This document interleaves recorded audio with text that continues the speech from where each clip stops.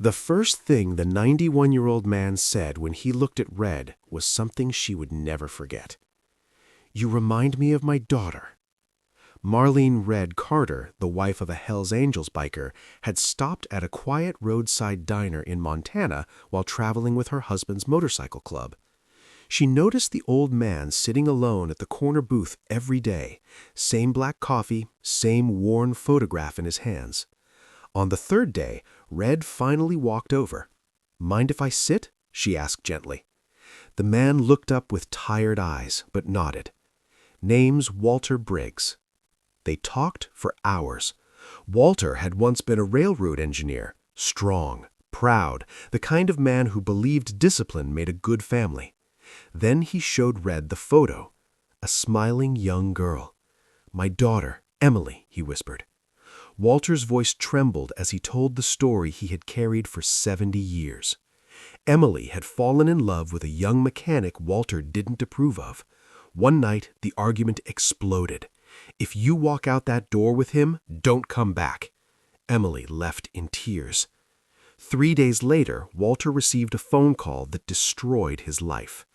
Emily and her boyfriend had died in a car accident on the highway. Walter later learned something that haunted him every day after that.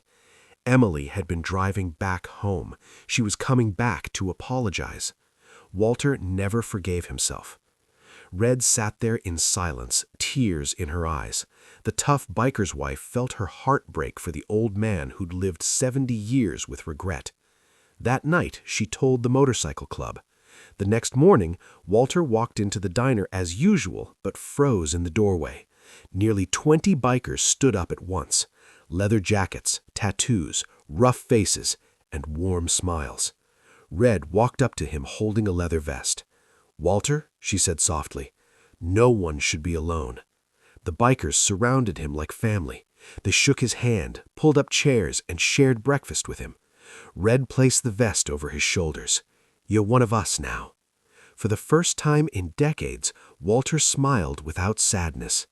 In the months that followed, the bikers visited him constantly. They rode with him, laughed with him, and listened to his stories about Emily. When Walter passed away later that year, he wasn't alone. Beside him were two things: Emily's photograph and the leather vest that meant he finally had a family again. Sometimes, kindness can heal even 70 years of heartbreak. Thanks for watching.